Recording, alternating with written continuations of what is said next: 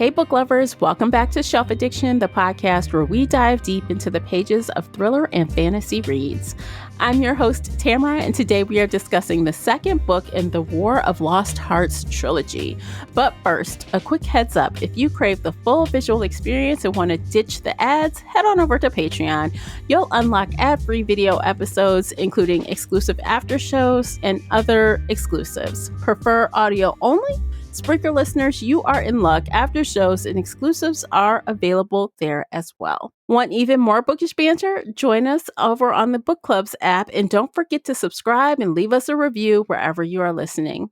Speaking of community, I am thrilled to welcome back my fantasy series bestie and co-host, Casey from Heart Full of Ink. Welcome back, Casey. Hello. I'm so excited to be here.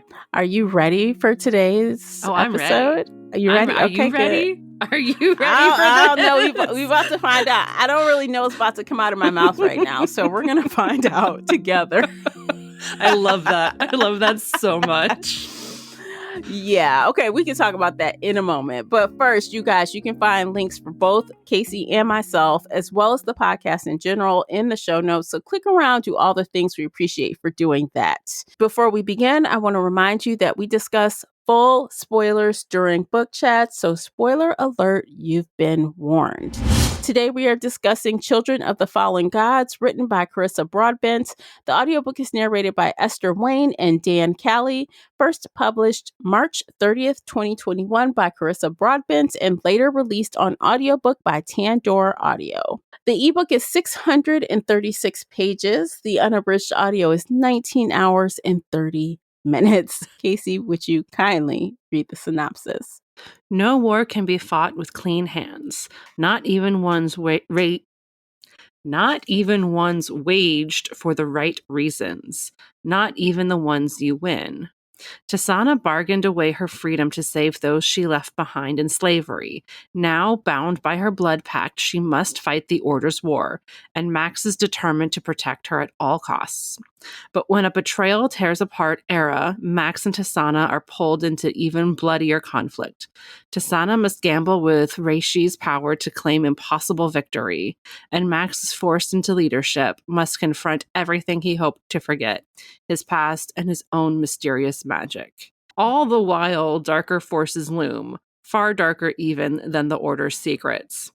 As Tasana and Max are ensnared in a web of ancient magic and twisted secrets, one question remains. What are they willing to sacrifice for victory, for power, for love? Well, that was a long book. It was long. It was a very long book. And a very long audiobook as 19 hours. 19 Good Lord. hours. Yeah. What speed did you listen at? So, okay, this is the progression of things. I started at 1.5. Okay. I'm like, this is okay. Mm-hmm. And then I got to around 50-ish%. And I'm like, God damn, this is taking a long time. Yeah. So up it went to 1.7. Uh-huh. And then I feel like I went another 15%. And I said, screw it. 2.0. Oh, 2X. damn. 2X. And if I could have tolerated it any faster, Mm-hmm. I would have done it. Mm-hmm. So there's that. And I probably could have slowed down for the last 10% of this book, but I didn't give a fuck. So no. I just wanted it over. And so now I may be a little confused on a fight. You can clear that up for me. Because, honestly, I'm trying to listen to this book. And then Kevin is trying to talk to me at the same time, and I'm giving him the death stare. And Not I'm pressing while you're pause. listening at 2x speed. I'm pressing pause. I'm starting, rewind, pause, start. I'm like, oh my God. And eventually, I just said, fuck it. We're going forward. We're going forward. Yeah. So and that was that experience. I finished by the skin of my teeth. I literally finished probably 20 minutes before we hopped on to record this episode. I finished about 30 minutes, so like 10 minutes before you. Okay. Right by the skin of my teeth, too. Yeah. So I will say, high level, I like this one better than the first one. which is Oh, good. good. I was very worried after reading the first one because I was total meh about the first one. There was nothing I really loved, but nothing I hated. Didn't really care any which way. Mhm. This one, I was invested in Afy. In the totally different world, different characters, all of that intrigued me more than Max and Tasana. So I had something to look forward to, I guess. So I get that because high level, I also really enjoyed Afy's story. And I have to say, the best thing in the entire book was her plot twist. Yes, I didn't even see that coming. Me neither. I normally see plot twists coming, and I did not see that coming. No, it was made well me done. so happy. I wish I had a camera on me. Same. Because my reaction, there's no way I could recreate that reaction. I was like, oh my God. I was like, oh no. Because, she has this beautiful lead up where they're all going to the same place, and you think all 4 characters are going to be there. And then bam, no, she's not there. Well, she is there, but oh my God, it was so good. That was that well was my done. favorite part. And then after that, it really picked up pacing wise. And Nura's character development. Oh, I love a villain who thinks they're doing everything for the right reasons, but is like actually insane and super villainous, but keeps saying, I'm doing this to save everybody. Oh, I love that. I love her so much.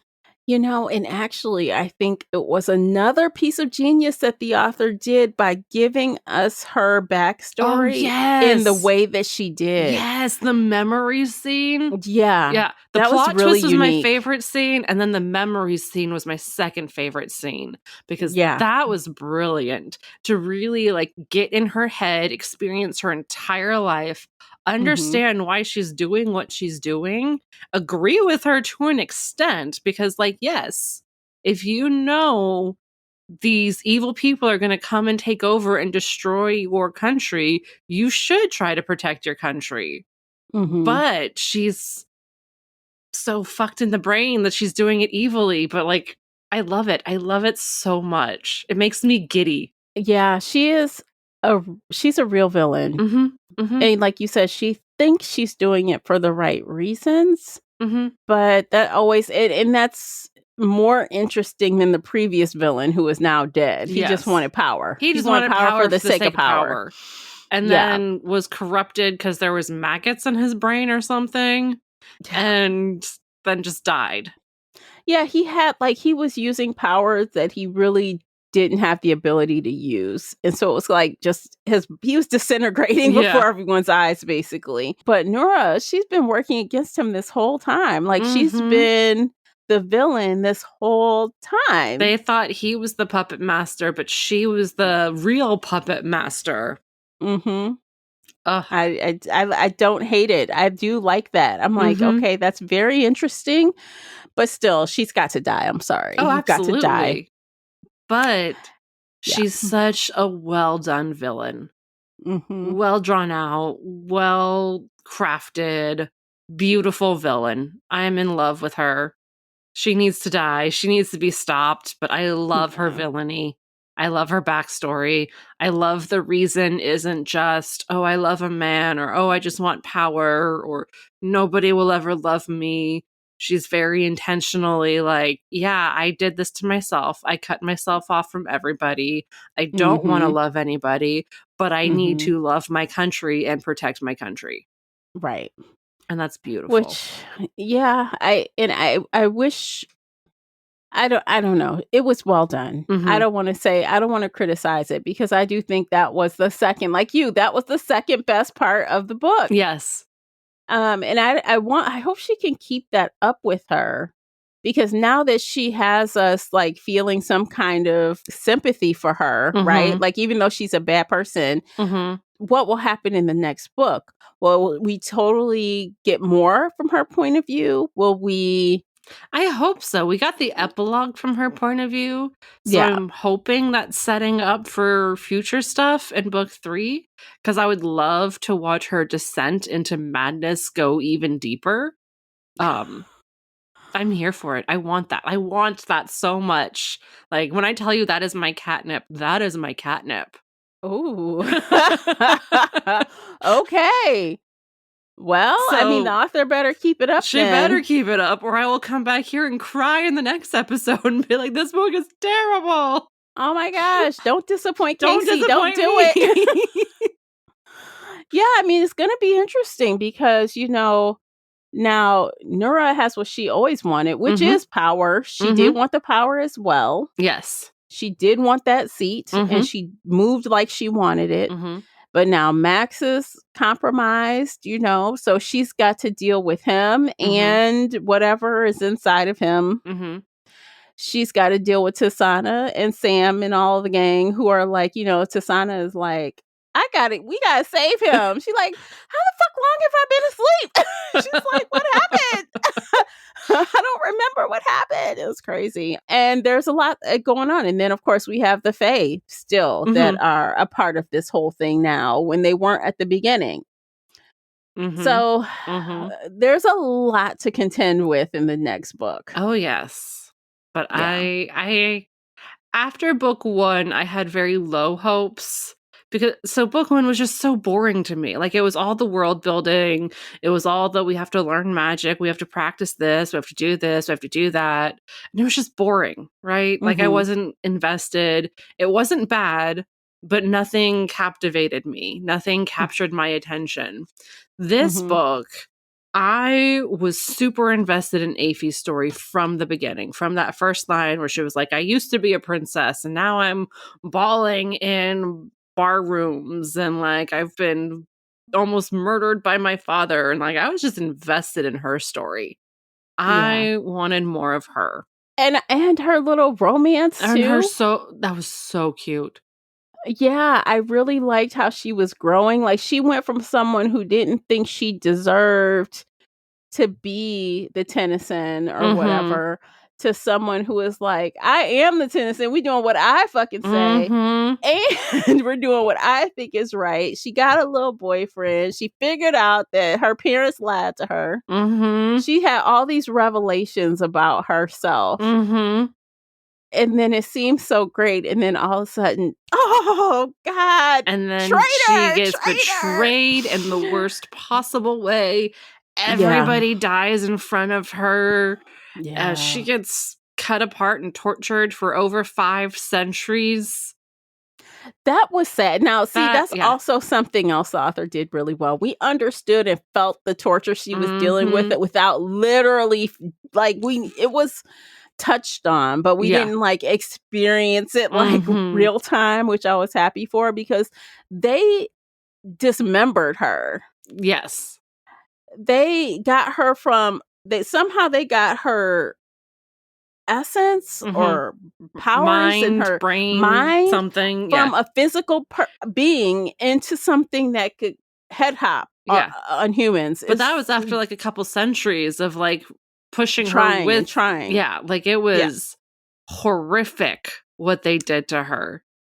Yeah, so she went from, and even the breakdown of her whole life, she went from, I am, knowing who she was, right? She went to, I am Afe, I'm, to, I'm nothing. I'm not, I'm Raisha. Is that which means nothing? I'm nothing. Like, you've got to be kidding me. That was so sad. I'm like, no. It was sad. I love that scene. I love that so much. Again, these two characters are my catnip. And that's why I love this book. But, knowing about Afe makes Raisha better. Oh, absolutely. Because like everything that she did at first, like in the first book, like this thing's crazy. This thing is evil. We thought it was evil for just being insane and killing his family and doing all of these terrible, terrible things, right? Yeah. And now it's like, oh my God, no, we feel bad for you. We know your history. We know. And I love so much that the author did this as a plot twist. Because now you feel so much empathy and sympathy for her. And you're like, oh my God, this was her the whole time. It was Afy the whole fucking time. Yeah, but she was operating out of a place where her memories were so far in the back, you know, She does not even remember who she is. Now that she's, like, pulled out of Tasana's mind, and now that she's kind of recreated her in her own body again, she still Yeah. doesn't even remember.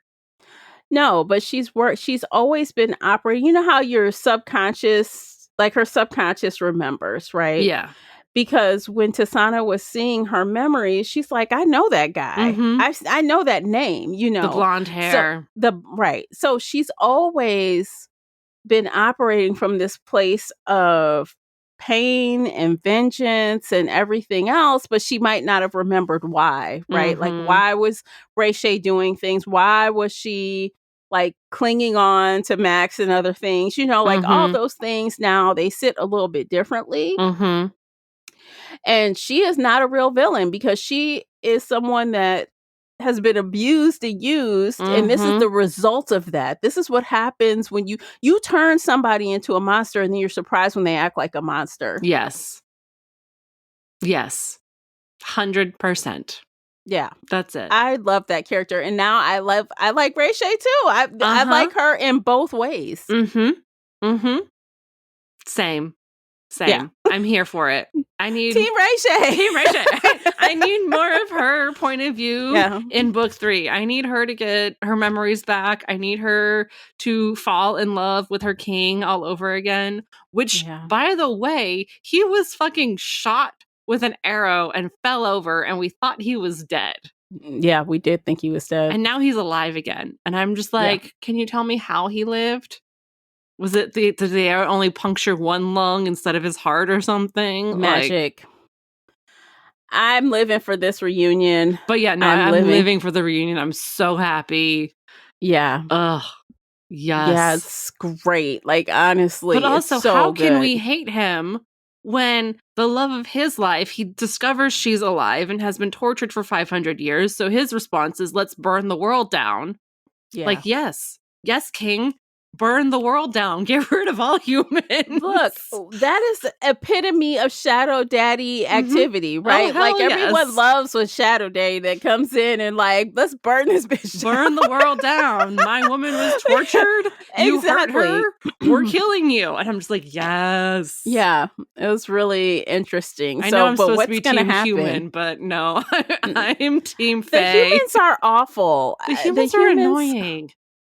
And why is that not surprising that the humans are dreadful humans? They're Right? all bad. Like, most of them are bad. Hell, even the slaves, and I know they're slaves. They were slaves. But even they're bad. They're bad to each other. They're bad to Tasana. They're traitors, you know. Hell, the guy that she helped and like included in her little deal, that motherfucker, He betrayed her again. And she's like, don't kill him. I'm like, girl. Honestly, killing or not killing him just leaves him to hate you more and leads to more torture and more people getting hurt. Right? Like, he had his face chopped to pieces. He's not a happy person. Just kill him and end his pain. Off with his head. Yeah. You tried to help him. He is beyond help. He needs to be gone. Exactly. We're done. So, like, all the humans, everything they've done, from like trying to create their own magic to like work with Fae magic, to, you know, they've just been pushing the line and doing all these crazy things for the sake of power. And of course, leave it to the humans to be like, do what's wrong. Always. Yeah. Which I also don't mind this take on it. I don't mind that the humans are, you know, wrong, the worst. Same. It's a really fun and interesting not allegory, that's not the word I'm thinking of, but like, it's a really fun look at humanity, right? Because we have all the warring factions, we have all of the slavery and the refugees, and how people are still treating the slaves like slaves, and they're buying people and saying, we're going to turn you into soldiers, and then after the war we'll let you go free. Yeah, Nora is buying slaves. She's awful. Mm-hmm. Oh, yeah. No, she's the worst. Yeah. I love her for it, but she is the worst. Oh, yeah. But let's not forget that she and Zareth killed a child queen just so they could be rid of her. They killed that girl. Yeah, she was 13. Maybe 14, because it was 13 when she was crowned. But, like, she was a little girl. And they're like, she's in our way. We need to get rid of her. Well, Zareth killed her at the end of the last book, and Nora just discovered it now. But, like, she was wanting that to happen anyway. Yeah, because that was their plan, was to overthrow her the whole time. But, he couldn't wait. She had to... he wanted the power. He just wanted power. Yeah. So, I mean, we go from, like, killing royals and slaves and just, Nora, like, hearing how she just gave Tasana's blood up. To, like, that whole time, she kept feeding the blood. Yep. To Rayshay, which made Rayshay want to, like, meld with her or whatever. Yep. Yeah. I'm like, that is so sleaze bucket. And apparently, she's trying to find out who, Rayshay would accept. So she's giving up everyone's blood. She's like, no one's an exception. I'm like, that's all trash human behavior. What are we doing? And, even Tasana was annoying to me because she had that martyr personality. And even Max would call her out on it, where she would be like, well, I have to go talk to every single person. I have to help every single person. Oh, this one random slave grandma wants to talk to me over dinner, so I'm going to go, talk to her because I owe them everything. And I was like, girl, you were a slave too. You saved them. You did more than anybody thought possible. You don't owe them every minute of your life. You don't owe them everything. And they did turn on her. They did turn on her. They sure did. They did turn on her, and she had to, like, defend herself and basically scare them into saying, hey, I made you this promise. I intend to keep it. She went and she tried to sway them, and, some of them still turned anyway and did the wrong thing. Yep. And then she had to go and tell them, hey, all these people are dead.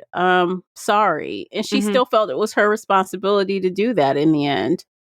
Like, she was a martyr. Yeah. And I found that to be annoying. Like, I wanted her to have more of a backbone. She doesn't need to be a martyr. That's the word that's just stuck in my brain right now.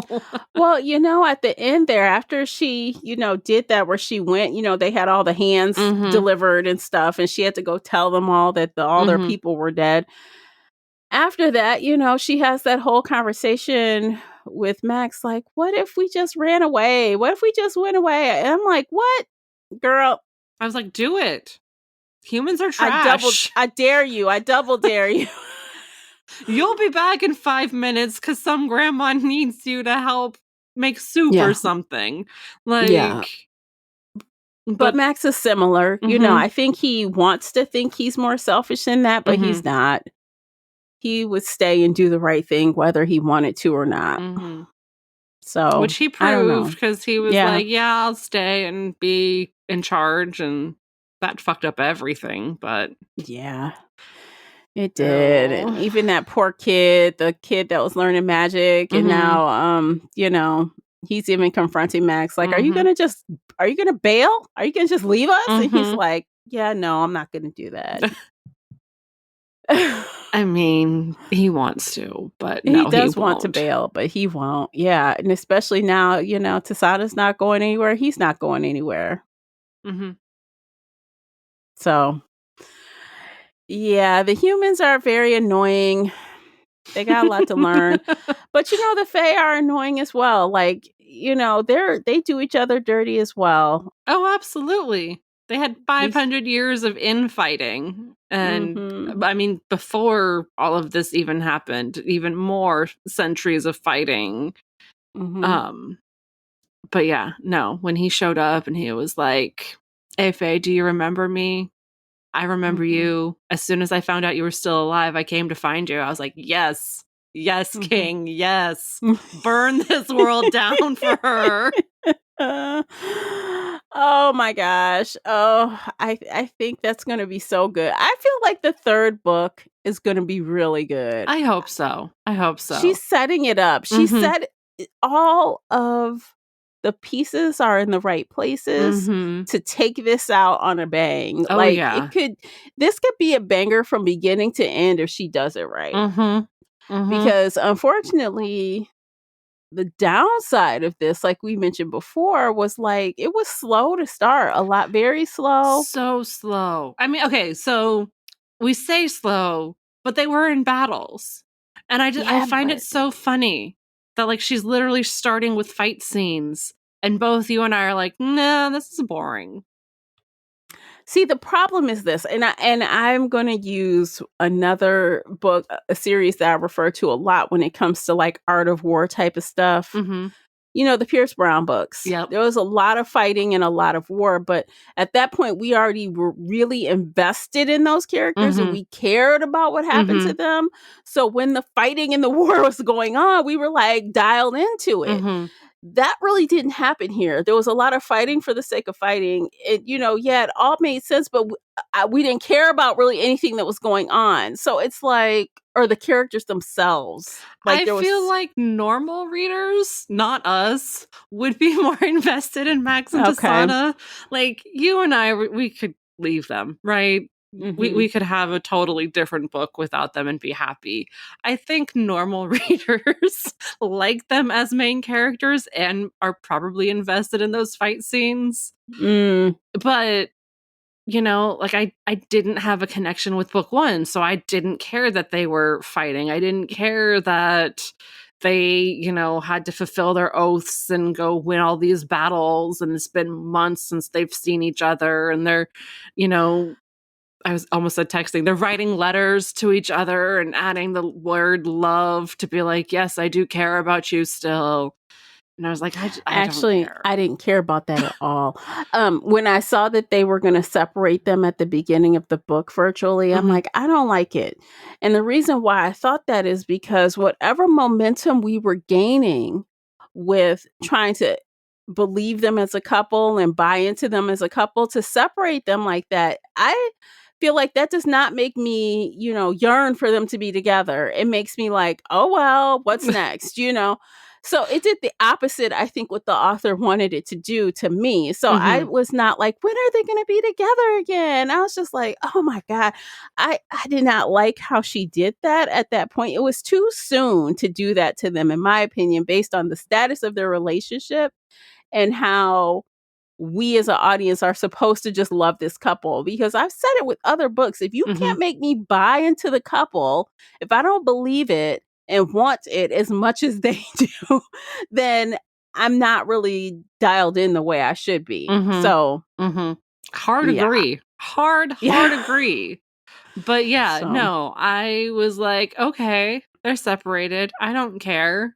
Let's talk about this Aphie character. I want to know what she's up to. I want to know who she's fighting. I want to know what bullshit she's dealing with. Like I was so invested in her. Really, like she was the one that got me through the first half of the book. Yeah, her chapters did pull. Yeah, she was doing that character was doing the heavy lifting in for the first 60% of the book, 70% of the book, her character was doing the heavy lifting. And you're right. I would look forward to when the POV switched back to her. Yes. Because all of the Max and Tasana stuff going on separately, I just did not care. Same. And that's bad. But I'm thinking because I like more of the characters now, I feel more connections with more characters. I think maybe in the next book, if there's a whole lot of fighting and war scenes, it might be more interesting. Like if Tasana and Samarin and, Cyril are fighting, I might care more. Nora, I might care a little more. I don't know, because they're not going to be in group together anymore. They're all separate. Probably. Yeah, no, they'll be fighting each other. And so the problem is going to be like, well, I want this person to win, but I know they're not the main characters. So, yeah. But I don't know. And then Tasana was kind of annoying once Freyfe decided. Well, the one Sorry.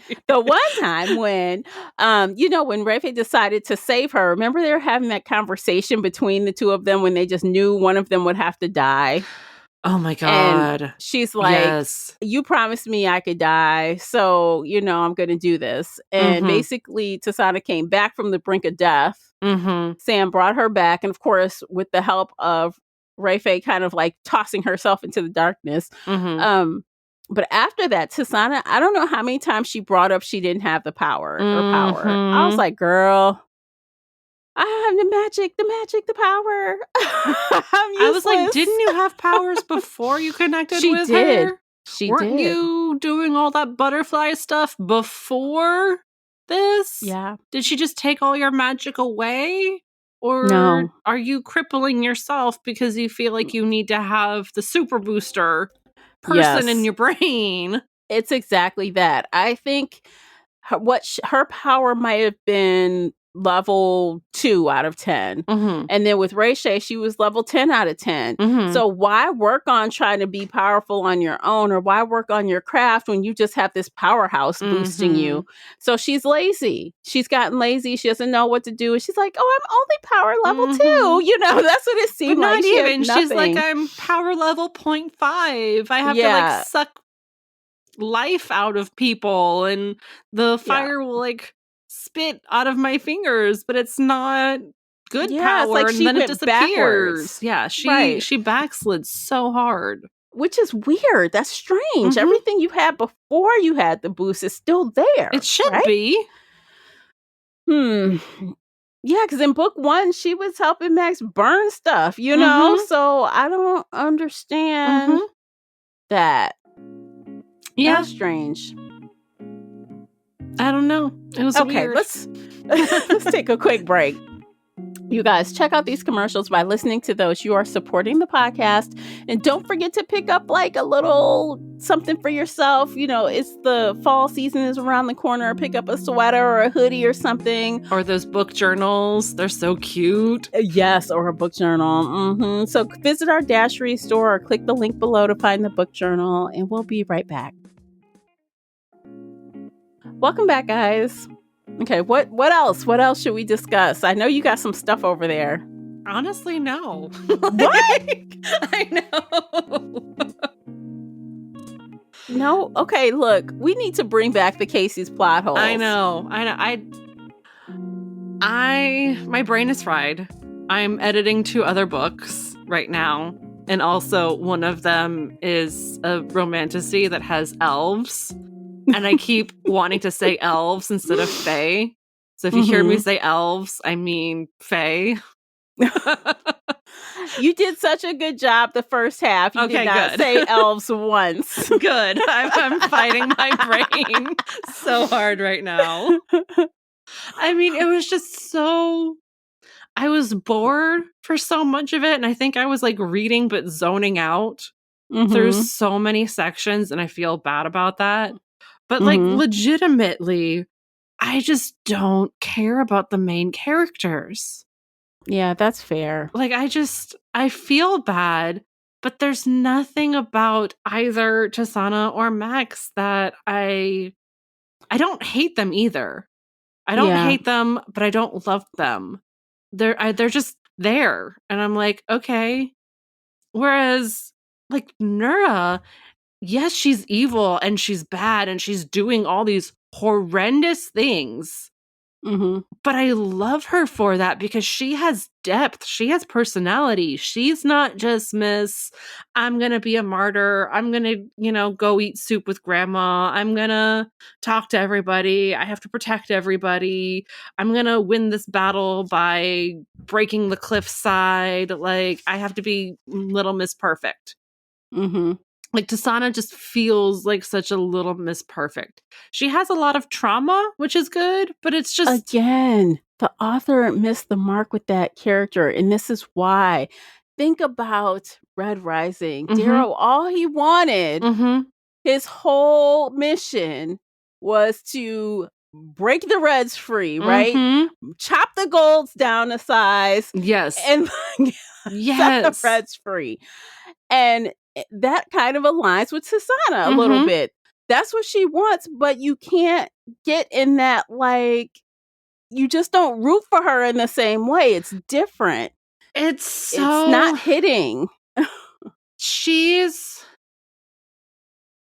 She's still doing all of her dance moves. Like, it's still just a dance to her. It's still just a game. It's still just like I have to act this way so this person gives me this thing.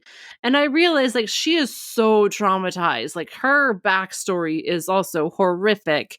And maybe this is just the way the author's showing her PTSD is basically her fawning over everybody, which is a PTSD response. And so, like, maybe that's just it. Maybe she's just fawning.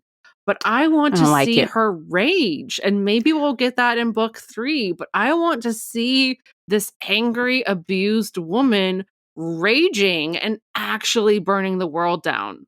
Actually doing what she says she's going to do, and not just keep saying, I promise I'm going to help you, but I have to fight this war because I promised him first. And as soon as I fulfill this promise, then I'll fulfill your promise. And it's going to be like 5 years, but I will fulfill my promise to you in 5 years. Like, that's just so... She's going to rage when it's time to save her man. That's it. But and that's it. I think the author did Tasana a disservice by making her like you just described. I feel like she needed more gusto from the very beginning. She needed more anger and rage. And I remember back in book 1, she would like try to defend her captor and be like, he was kind of a father figure and also my rapist and my captor and my master, but also father, and he's nice to me, and like until he wasn't. So she has that fawning from the beginning. Like, she's always that traumatized. That is her trauma response. Yeah, and I think, I don't know. So it's like, on one hand, that trauma, I understand, would be real for someone coming out of that situation. But for a series that's got a lot of... It's an odd place where it's like got a lot of dark things going on, but it's not on the page a lot. So yeah, there's a lot of in between. So I think, so for even when it comes to Tasana and her situation, when she started doing things for what's his face, she's like, I'm gonna fight these wars, but it's gonna be an illusion. I'm not gonna really kill people. I'm gonna try not to kill anybody. I'm like, what?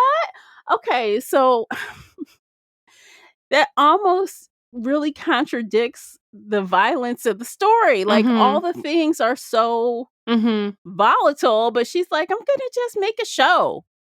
What are you talking about? Like, I just do it. Make her more bold, more mad, more rage, more everything. And I feel like, for me, that's why I was drawn to the other characters, because they had rage and they let it out. And we got to see these women rage in different ways. Like, Aphie was literally beating people up in bars. One guy made a rape joke about her sister, and she beat him to the point where he couldn't walk anymore. And I was like, that's what I want from a main character. That is main character energy. Aphie didn't even have as rough of a backstory as Tasana, but she had all that rage, and she was able to release it in bad ways. Like, no, you shouldn't beat a person until they can't walk. Right. But in fiction, like, that's the heroine I want to see. That's the rage I want to see. And Tasana's just, again, opposite direction, fawning, fake fighting, trying to protect as many people as possible, making promises. Like, it's so... I don't want to call her a Mary Sue, because she's not quite a Mary Sue, but that very... It's bland, giving that, though. Yeah, give it Mary Sue-esque. Yeah, it's Mary giving. Sue light. Like, it's very But Nura's out here actually killing people, doing what she has to do. And when we see her memories, we realize like she's throwing up too. She's sick to her stomach. She can't stand that she has to do all of this, but she's fucking doing it. Mm-hmm. And I think that's like, that was the tone I kind of expected for this story, and not at all what I got with Tasana. So I think that's why I love these other characters so much. Right. So hopefully the author leans into these other characters like we expect her to, because she's done really good with some of these other characters. It's just the original character. Yeah, it's just the main original characters just aren't doing it for me. And I mean, like, the writing is beautiful. The storytelling is beautiful. I'm zoning out because I'm bored and my brain is fried and I just don't want to pay attention. And that's a me thing. Like, that's totally on me. Yeah. But I don't think we're alone in thinking about the ending being boring, because of the beginning being boring, because, you know, I like to scroll the reviews when I'm done. And a lot of people had the opinion that the first 60-70% was boring. And people were DNFing at like 70% and more. They were so over it. I mean, so a lot of people thought that. I'm glad I got to the plot twist. And then after that, I was it did pick up. So I'm glad I stuck with it. But honestly, yeah, I probably would have quit too, because I was like, I don't like the main characters. Yeah. She had so much, and she had one character carrying that story, which is not good. No. So I don't know. I do feel like Tasana, I still want like a happy ending for her and Max. I do want that. They can go off and live in a new cabin with their garden and be far away from people and never have to deal with people again. And that's fine. Yeah, because they obviously don't want to hurt anybody. Neither one of them really want to do the work of getting their hands dirty, not in a serious way. So, you know, and when Tasana did have to like go out and take care of business, she let, you know, Rayfaye do it. Yeah. Yeah. She like, come on out, girlfriend. Come out and play. We got work to do. I'll just take a back seat over here. You know who that reminds me of? The Rachel Gilling duology. Which we tore to shreds when we read that. Yeah. But that heroine also, you know, she had, spoiler alert, the guy in her head who was so powerful, and she had to keep asking him to like come out and do magic for her because she was so weak. Yeah. And I hate that so much. I hate when we have a supposedly powerful heroine who has to keep relying on other entities for her magic, for her power. Yeah. I agree. That is annoying. Like, let her be powerful in her own right. Please. Like, why? Yeah, please, let her beat somebody up. Let her have her own power. Let her, even if she's a level 2, you know, still have that level 2 once Reishi's gone. Like, yeah. Anything. Yeah. Like, once she was gone, if she could have said, well, I know I'm not as strong as I was with her, but I'm going to do what I can do and I'm going to kick butt, you know, like something, like give us something. And she should have been able to do more. Like all the butterflies and stuff. Like, I know that's very minimal power, but that's still power. It is. I don't know. And I think, okay, so for me also, another aspect that I think I didn't realize when we originally picked this trilogy, this is a very fantasy heavy story. By that I mean, this to me is not romantasy. It's not heavy on the romance, and I thought for some reason it was gonna be, but this is not what it's turning out to be.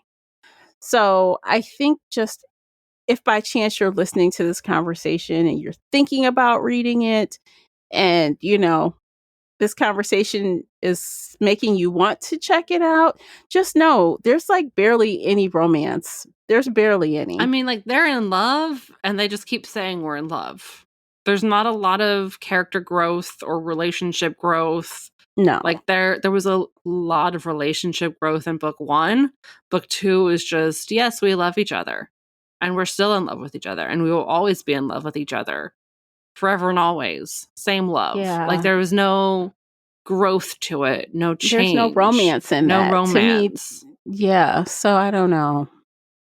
I guess just don't be shocked by that. And I don't know why. Maybe I just didn't do the right research, but I feel like when I looked at the genre tags, fantasy and romantasy were like 1 and 2 on the list. I mean, and for the fantasy most romance part, was 4. readers don't always label books correctly. Ain't that the truth? So I don't know if there could have been any other research other than reading the book that you could have done. Yeah. So I don't know. I don't know. I just love a good.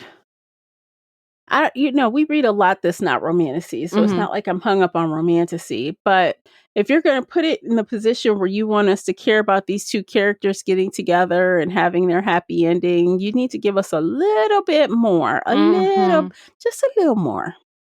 I mean, part of every romance book is the relationship growth. Like that's a huge part of the plot. And if these characters don't have that, which they don't here, then it's just boring. Then we're like, okay, they're just in love for the sake of being in love. Yeah. They just want to sit in their garden and have sex, but we're going to skip past that. Yeah, and I still don't even know. And they might have said this and I just forgot from the first book, but I don't even know what made them fall for each other just outside of just being around each other, like I think proximity. that was it. I think it was just forced close proximity. He'd been alone for like 10 years and she just like pushed her way into his life and they talked and became friends and now they love each other. End of story. Yeah. I mean, he offered to run away with her in the first book. She offered to run away with him in this book. They both said no. So that means maybe they'll actually get to do it at the end of the third book. We'll actually run away together. Let's do it this time. Oh my God. Oh, as they skip off into the sunset in a vague way. Sure. I don't know. I'm not. See, the thing is, while I'm really liking some aspects that we've talked about, I don't want to get too excited because I feel like if I get too excited, it's going to be a letdown. Because I know we're going to be head hopping again, and it could be another 60% of boredom. I have higher hopes because this is going to be the last and final book. And Aphie is, newly back in the Fae world. I feel like we're going to get some of her right away. That is my hope. My hope is she is going to carry the first half of the book. Also, Max is in prison and possibly losing his memories. Tasana finally wants to burn the world down. Maybe ? I'll believe it when I see it. Nura's, I mean, she seems so insistent about getting him. She wants to get him. Yeah. But will she actually burn the world down, or will she just make a bunch of promises to people, then get him, then fulfill all these promises, then do all this other stuff? Like, let's see what she actually does. Like, I know she's going to get him, but I don't know if it'll be like the action-packed that I want. Tasana's all talk and no action. Exactly. Yeah, that's exactly her character. She talks a big game, but she talks a big game, but when it actually comes down to it, no. Delivers nothing. Not happening. It's just promises and broken promises and yeah. Yeah. So anyway, I'm more hopeful now than when we ended book 1. When we ended book 1, I was like, I don't think I will like the rest of the series. Like, I was worried that it was going to be a tank for me. But this book surprised me. So I'm hoping book 3 will surprise me even more. Especially with some of these side characters. Like, Yeah, I hope so. I hope it goes out with a bang. I hope it's one of those things where each book it just gets exponentially better. Mm-hmm. Um, but I'm not, counting on it in that way because I'd rather not count my chickens before they hatch, sort of thing. But we'll see. But so far for me though, and again, I do have the Crowns of Nyaxia series that I guess it was a little duology we did from her. Mhm. I still think that's better than this. I need to read that. Yeah, and that was like vampires. Uh-huh. So Ooh. that's better than this to me. So Okay. we'll see. I do have interest in continuing that series on because she wrote more books in that world. So I definitely want to go back to that. Ooh, okay. After this, maybe I don't know, maybe that'll be some winter reading or something like that for me Mhm. when I have the time. But I don't know, anything's possible, but some authors like they do really good with one series. One series could hit and another Mhm. one just not. So Yeah. anything's possible. Oh no, we'll see. All right, what else? Should we rate it? Should we I go think ahead we and should rate the go ahead thing? and rate it. All right, so I'll let you go first. How would you rate 1 out of 5 Children of Fallen Gods? Okay. So, if this was like book 1 and only Max and Tasana, I would give it a 3-star because their storyline is 3 stars to me. It's Mm-hmm. not good, it's not bad, it's very in the middle, meh, it's there. Mm-hmm. Mm-hmm. But because I loved Aphie and Nura so much, and I did not see that plot twist coming, like, it is impossible for authors to pull one over on me with plot twists. I'm gonna Mm-hmm. give this a 4-star, specifically for Aphie and her plot twist. Excellent. That's wonderful. That's Yeah. so kind. I'm not giving it 4-star. I think so. First, let me give my reasoning. Mhm. There was just too much that I felt like I was like dragging through mud. Mhm. There was too much of it. Even with, the alternate story that was keeping things interesting, there was still way too much of the other Mhm. for my liking. Uh I had a big problem with that. That's such a huge part of the book for me.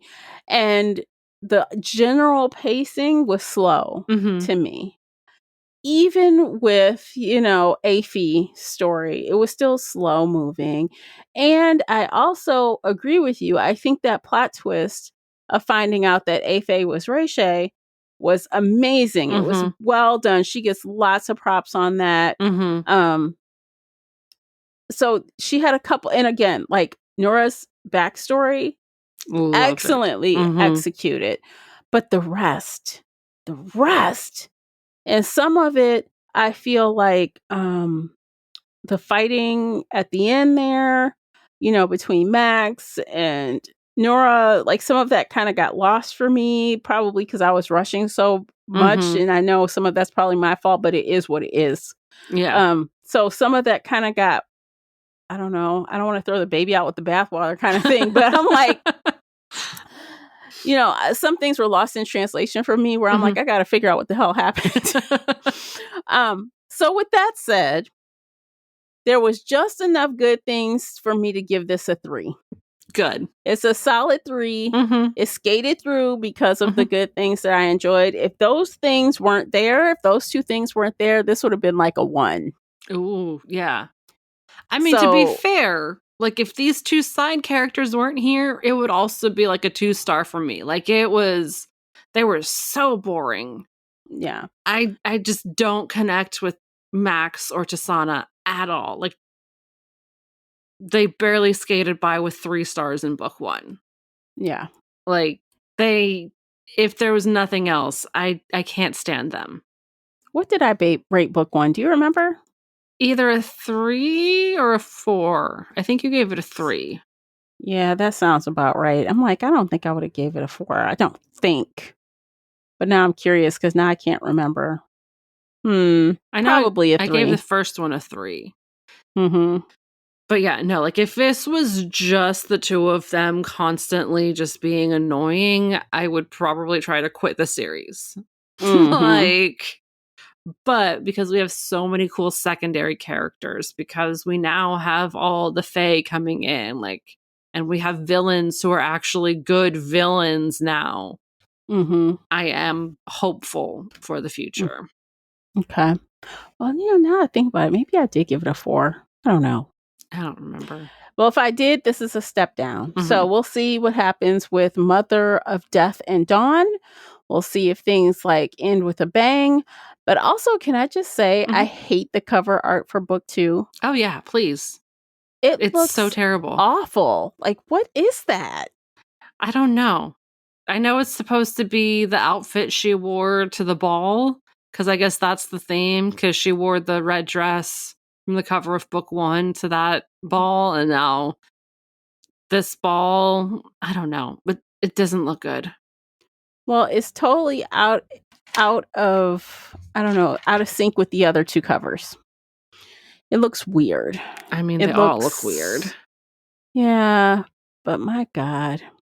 And can I just so on Patreon, Trinette, who's also in our book club, she pointed out that she had to get a newer version of this book. And when they update the cover art for the hardcover, they also update the ebook. So book 1, that new cover art is awful. Daughter of No Worlds, it's awful. Have you seen it? I have not seen it. I've only seen the red dress. The red dress is way better. So the new hardcover that Bramble is doing, it is dreadful. Actually, I'm going to throw it up on the screen share right quick so you can see. Okay. Here it is. This. Ew. That's awful. What even is that? I don't know. So it's an all red cover with, like, I don't know what that is. Some lines, gold lines coming out. Spears? And maybe. And the woman is looking like a statue. It's like super white, like a statue with blonde hair coming up. It looks bad. It looks terrible. The original cover is much better. Yeah. I can't believe that once it got published by, a publisher, they would pick that awful cover art. Ugh. It's horrible. It's terrible. Yeah, so Trinette was saying she's disappointed she has that ugly cover. Yeah, I would be really upset too. Is this? Oh, God. Look at this one. So the second book by Bramble looks like it has Max on the front, but they're going again with that same, like, Greek god statue situation, but it's blue. Snake. It's spear. Yeah, it's bad. It's so bad. It's awful. Okay, I take back every bad thing I said about her outfit. But book 2 cover is still bad anyway. I mean, it's still bad, but the Bramble redo is worse. So much worse. So I'm curious to see if Mother of Death and Dawn. Yep, there it is. It's also dreadful. Again, so it's black. If I can get the thing to stay focused, it won't sit in the middle. So again, it's like a similar, a white statue-looking person with swords coming out of them. And there's something like a gold heart. Yeah, it looks like a heart with some candles. The whole chest has been ripped out, and there's just a gold heart. Oh, that's so weird. Yeah, it's very, very weird. And Bramble, that hardcover is coming out next year. That is not cute, dude. No. That's not cute. So book 3, the original cover is better. Yeah. So lucky me. I don't love this trilogy like that, where I would be adding it to my shelves. But if I were one of the people that really enjoyed this trilogy and wanted to add it to my shelves, I'd be searching for the originals. I'd be going to used bookstores. I'd be trying to find the originals, because those new ones by Bramble are not hideous. The business. They're not the business. Ugh, no. Yeah. So you guys let us know what you think. Do you agree with us, Intranet, where the new book covers are trash? You should agree. Those are terrible covers. Yeah, they're not good. Like, how's that possible? Usually they're supposed to get better, right? They're supposed to. They didn't. Mm-mm. No, that's a fail. Hashtag fail. Hashtag fail. Yeah, if I had walked by that book in a bookstore, I would have put it back. I wouldn't even pick it up. I'd just be like, next, let's find something less weird. Yeah, very strange. Like, why did they choose that, I wonder? Anyway. Ugh, that's terrible. Yeah. So, okay, we're going to end things there on that note. Let us know what you guys thought of this installment. Do you agree with the things we said, or are you very opposed to what we had to say here today? Let us know. Send us like email, leave us comments, do all the things. We'd like to hear from you. And we may include comments here on the show if you leave us something that we should have to respond to. All right, you guys, thanks for listening to this entire episode. We appreciate you for doing that, and we'll catch you in the next one. Until next time, take care of yourselves. Bye, guys. Bye, everybody.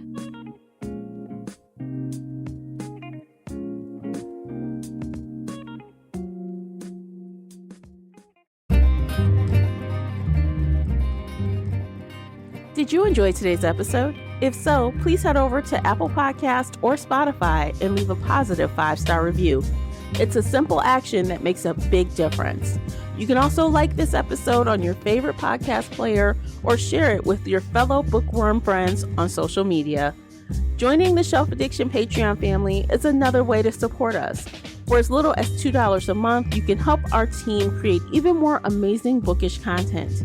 If Patreon isn't your thing, consider becoming a supporter on the Spreaker app for just $5 a month and gain access to exclusive audio-only content. You can find me everywhere, including Instagram, X, and TikTok under the handle Shelf Addiction. Join our book club of the same name on the book club's website and app, where we discuss all things bookish and more in a safe space. The Shelf Addiction podcast is a part of the Nerdy Maven Network. Thanks for tuning in.